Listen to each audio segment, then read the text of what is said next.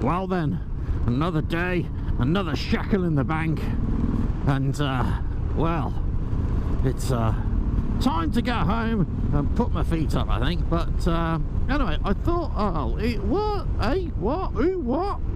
Oh, what? Oh, don't. I'll go this way then.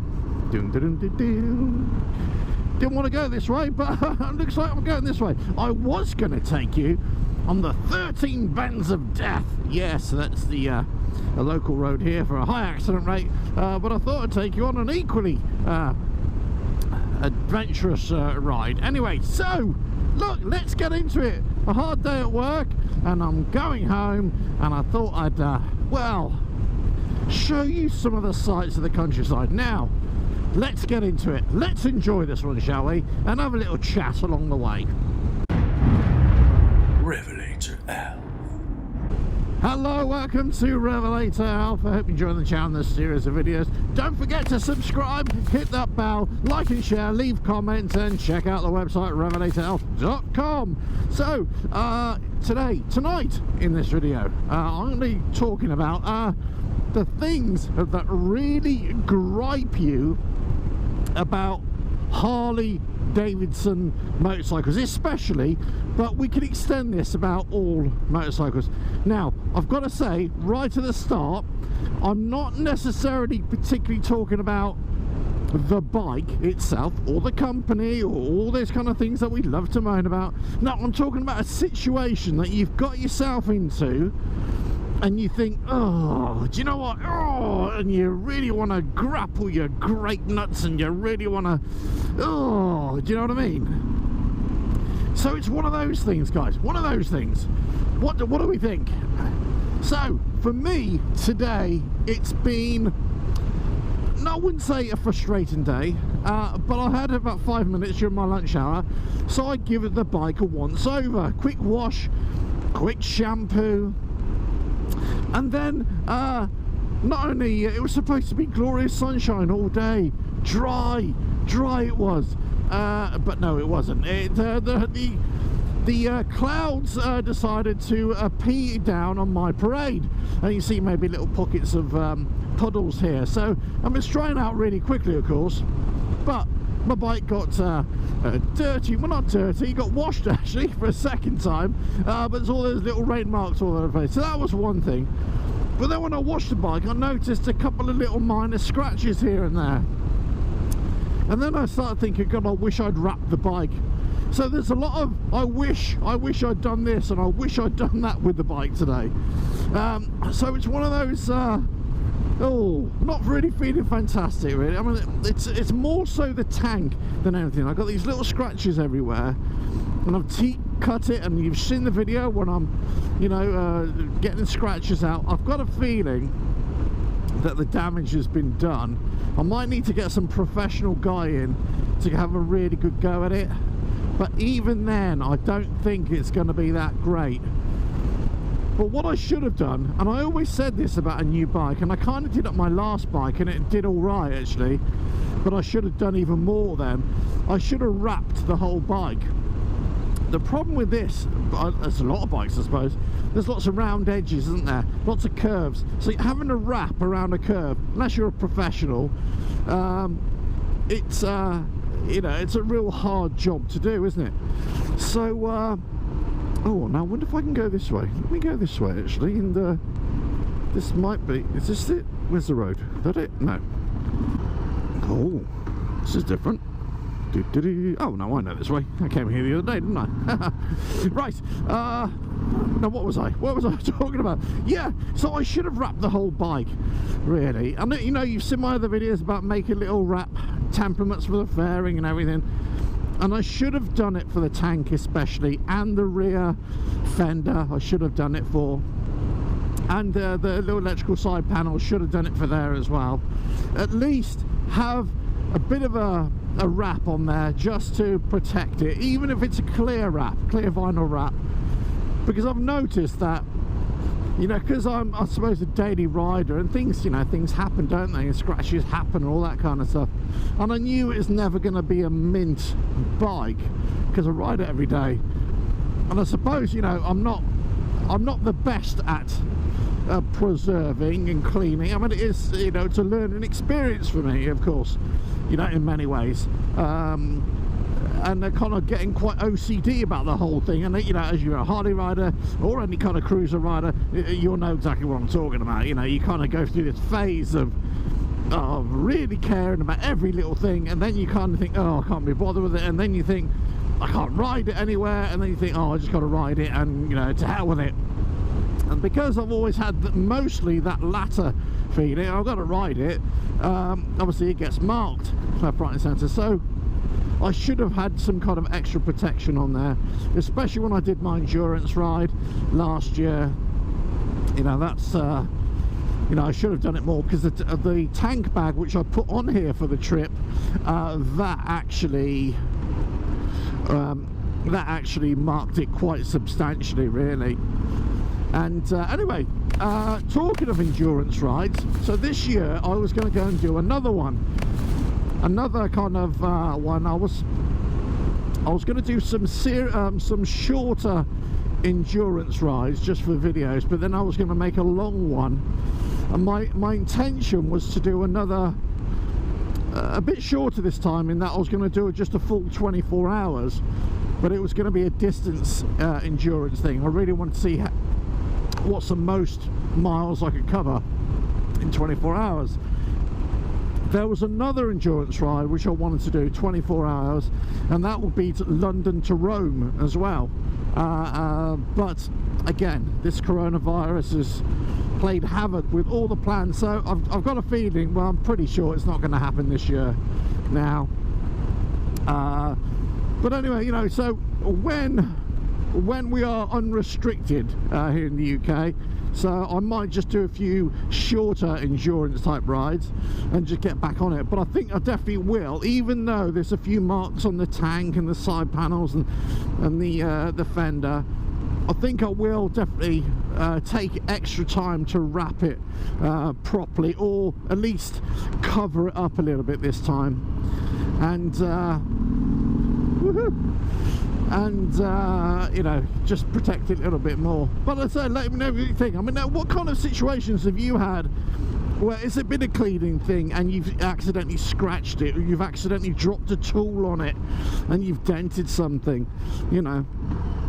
I mean, there's nothing that can't be fixed, of course, I know that, but it, you know, it costs money. But it's just a real gut-wrenching thing, you know. It could be the simple thing, you've spent hours cleaning it, and then all of a sudden you have to ride home in the rain. You think, oh, really, what? Or, as I say, you've damaged something, or actually you scratched something, or, you know, the worst thing is, you know, you drop the bike. You know, luckily I've never had that happen to me. Not on this bike, of course. When I was doing a lot of off-road riding, well, that's the occupational hazard. You know, you've got to drop your bike. It's, you know, it's part of the rite of passage. If you're not dropping your bike off-road, let's face it, you're not doing it properly. That's my motto. Anyway, but yeah, it's one of those. I mean, you see the little puddles here. Let's say it's drying up. But I've got to say, the little fix that I've made, a video is coming out soon about the voltage regulator. I've got a little fix for that. Now, the cover, that worked really well this morning, so I'm really happy with the way that's turned out. And you'll see what it's like. It's kind of, you know, very homemade, but that's the whole intention of it, you know. So the fixes that I'm trying to produce for people are things that you can do at home yourself. They're not meant to be showroom fixes. They're not meant to be, you know, accessory catalog, you know, catalog accessory type thing. They're actually designed to be just purely stuff that you can do at home. Right, I'll tell you what, let me go this way.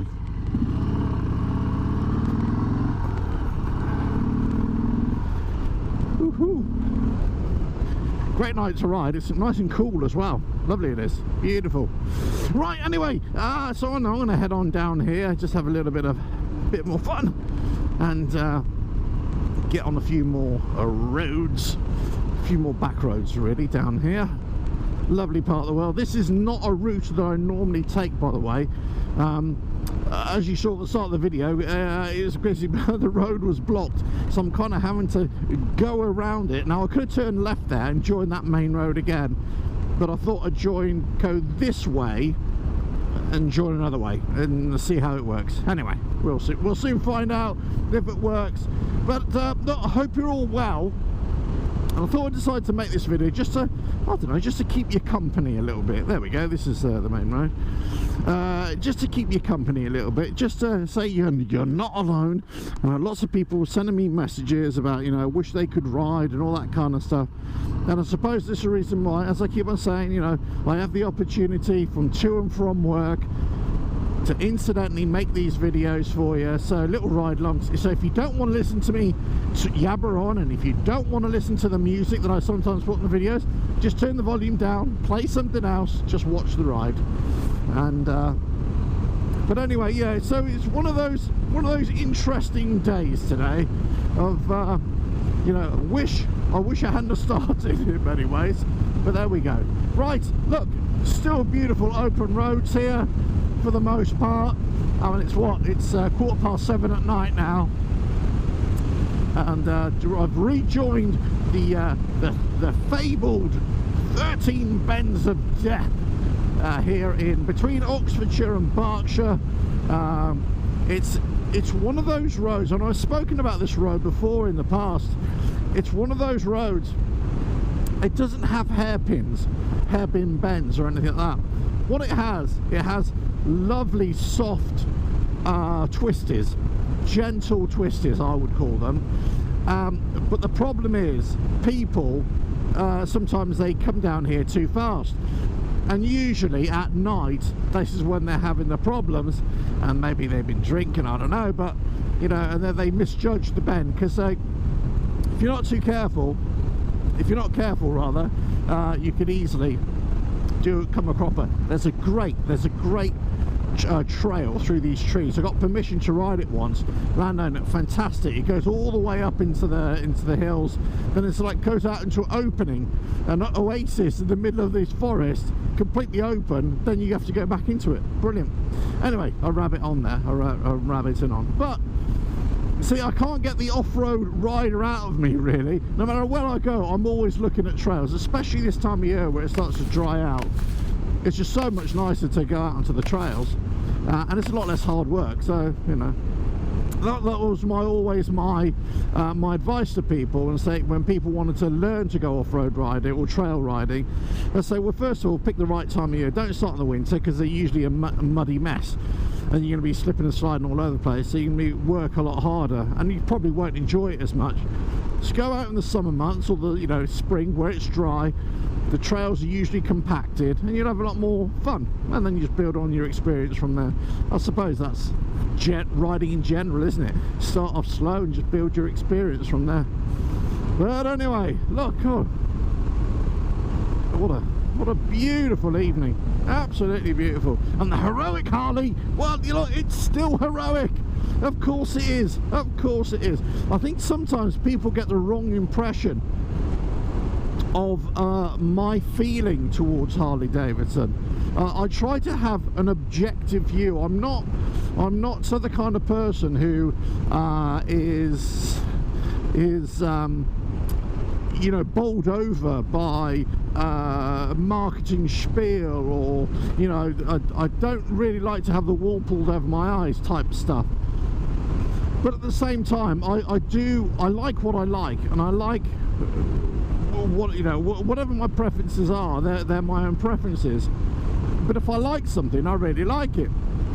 And I always say this, you know, I love this bike. I love Softails in general. And since riding the Harley Davidson Sport Glide, my appreciation of all the Harley Davidsons has risen, no doubt. There's no doubt. That's not to say I like all Harley Davidsons. I don't. I never claimed to, and I certainly never claimed to know everything about Harley Davidsons either. But I say, you know, you know, obviously people will disagree with me, of course, you know, but you know, a lot of it's only opinions. A lot of it is I'm only reflecting what other people think about Harleys, or the problems that they've Harleys, and that's part of the channel, isn't it? You know, trying to figure out what these problems are and trying to come up with home solutions for people as well, especially on the Softails, you know. But now this is one of the areas where people come a cropper here, Yeah, they just take it, it's kind of on camber then off camber. You're coming up into the hills, especially in the winter if it's been raining as well. It's one of these kind of road bits here, but say, you know, you're riding it, it's not too bad at all. It's fine, isn't it? It's very gentle. But you know if you could say that accidents should never happen if people just rode the roads properly or drove the roads properly, you know. But there we go. And another point for another day. Well, look, I'm going to be coming out of this soon. I think it's that's enough for one night, don't you? But anyway, listen, I just want to say a big thank you to all the subscribers that are coming onto the channel now, and everybody who's going onto the website as well. Really appreciate that. Really appreciate all the comments. You know, even the ones that are critical, that's fine, that's fine. You know, just it's all part of it, I know. But you know, thanks for all the encouraging words of support and all the observations that you make. I definitely do take it on board, and all the comments. You know, I read all the comments as much as I can. I try and answer still as many as I can, or as much as I can. So it's all logged up in there, definitely. So, and what you'll probably find is that I make videos